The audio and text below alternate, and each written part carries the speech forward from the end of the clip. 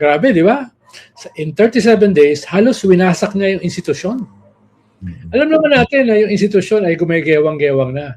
Starting last year, nung pinatay yung impeachment ni Sara, nung nagsimula yung fourth wheel, nung dumami yung mga kawatan na nagsabotahe ng impeachment, di ba? Alam naman natin na bago pa man siya naging Senate President, medyo hindi na ganun katibay. Pero nung siya yung naging Senate President, talagang nalugmok ng husto sa lusak. No? Na alam paano nila ayusin yan eh. Hindi ko naman aahon naman. Pero hindi ganun kadali. Dahil sa kanyang kinasadlakan na lusak. Sen, parang ano yan eh. Let's use the situation after 6 years of Duterte. There's nowhere to go but up. Kung gano'n na kasadsad ng standard na pinanggagalingan, talagang wala na tayo pag-uusapan. There's nowhere else to go but up. Pero dumausdos pa rin bababa eh. Because of Alan Peter. Di ba? Hindi, I mean after Alan Peter, talagang talagang the only direction is upwards. Okay. Yun na yun. Well, naman. Pero hindi ko pa rin tatanggalin doon sa ibang mga senador na nakakapit pa rin dyan sa Senado. Hindi mo naman matanggal, di ba? Dahil kailangan pa silang kasuhan para matanggal, di ba? At least may isa nang nakulong, may isa nang nagtatago. Sana madagdagan pa, no? Sana madagdagan pa para hindi naman para medyo makaahon na ahon naman dahil habang nandyan sila hirap umahon eh. Kahit sabihin na natin na after Alan Peter nowhere to go but up. Pero marami pa rin pabigat. Di ba? Dami nating i-mention no? Hindi nagpakita si Alan Peter no sa floor. Wala no? Parang hindi naman siya bago. Dahil yan din yung ginawa niya nung 2020, di ba? Nung hindi niya tinanggap yung term sharing at kapit din siyang tuko doon sa posisyon. Kinandado niya yung Kongreso, pinatay ang ilaw, tubig, no? At kinakailangan pang magbotohan labas ng Kongreso yung 200 na kongresista at kinakailangan wasakin mismo yung padlock ng Kongreso. Imagine mo yon, di ba? Ganyan din yung ginawa niya nung siya ay natanggal. Pero hindi rin siya dumalo noon eh. At sumagot siya sa Facebook din yata noon eh. No, hindi siya dumalo. Naglabas siya sa Facebook na siya ay nagre-resign as a speaker, di ba? Nagre-resign siya as speaker ng Kongreso. Kung hindi ako nagkakamali, sa kalye ng Taguig siya nag-Facebook live. Oo. May dumadaan pang di ba? Talagang ganun yung kinasadlakan niya. Pero kaya ito, no? Naisip ko, dapat meron checklist pala, no? The hypocrisy checklist of Alan Peter Cayetano. Kasi binabasa ko itong kanyang napakahabang pahayag sa Facebook, no? Makikita natin dito, meron siyang projection na meron siyang pagmamahal sa institusyon ng Senado, di ba? Sabi niya, the Senate is far larger than the individuals who pass through it. Larger than the cabinet, larger than any title. Naman pala, sana pumasok po kayo. Di ba? Parang ngayon, hindi rin siya pumasok. Ang sa akin lang sa mga viewers natin, Sen Edu, no? Isipin nyo pa, pinapasweldo po natin itong mga senador na ito, no? Minimum requirement lang po yung pumasok, magpakita sa session hall. Minimum lang po, no?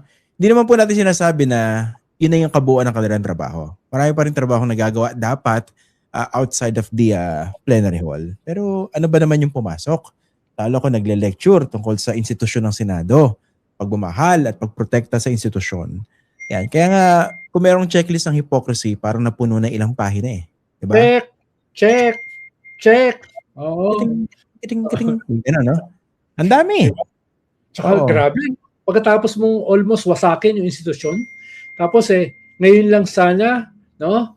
Kahit kaunting hilamos man lang, no, mabawasan yung dumi na dinulot mo sa institusyon at sa iyong sarili, yung igit sa iyong mga muka, no? Mahilamusan lang man na ng konti, kahit yung isang mata mo, hindi mo pa ginawa, hindi ka pa sumipot, di ba?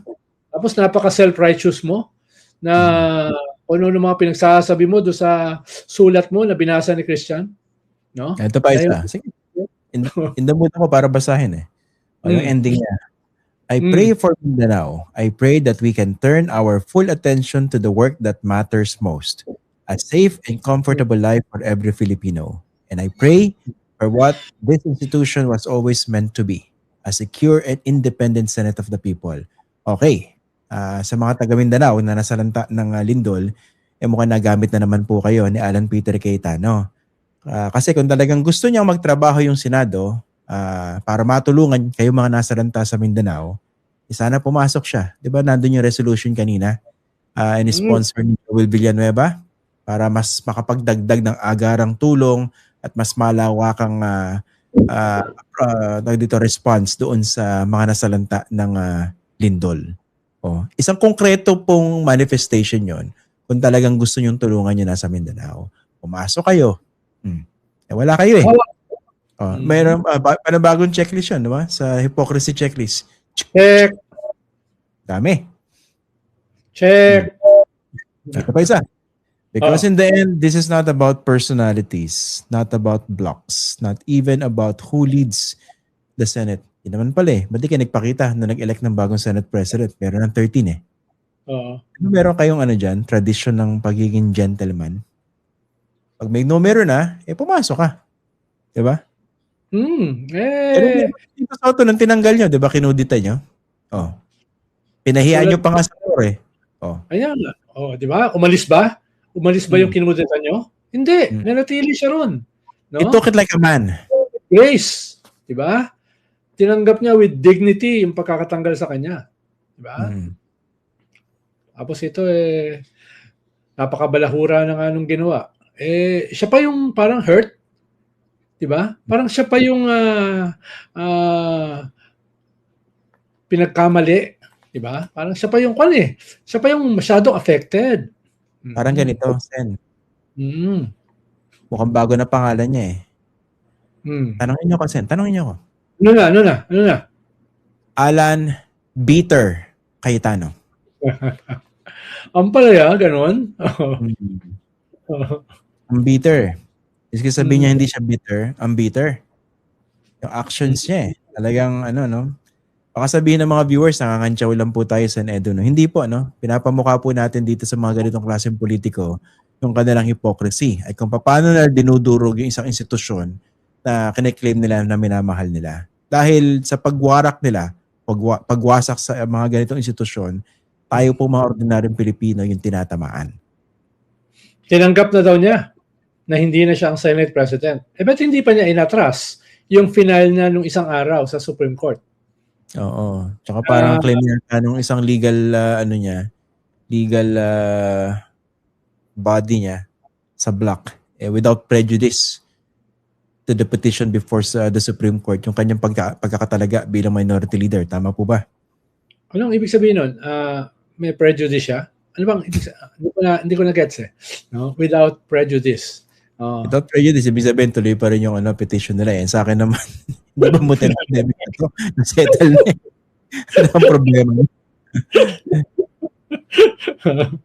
Pinaliwanag. Yung bitter eh. Alan Peter Cayetano. Kanina yung kapatid niya, si ate eh. Intindi ng galit. Bitter na bitter din.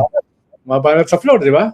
Oo, yung mukha talaga. Ang palaya, no? Napagbukunan ko si Risa Ontiveros Parang wala silang ginawa nung nakaraang 37 days. Di ba? Parang hindi nila sinabotahe, di ba? Yung Senado. Parang hindi nila pinabagal yung proseso, yung trabaho ng Senado. Di ba? Parang wala silang ginawa para wasakin yung institusyon eh. No, kanina nung nagsasalita sila, tapos yung isa pang ipokrito, di ba? Yung Marcoleta, no, pumunta doon sa CA. Tapos tinetechnical pa yung mga general na mapopromote dapat na lampas na yan Lampas na yan sa isang taon bago sila mag-retire, di ba?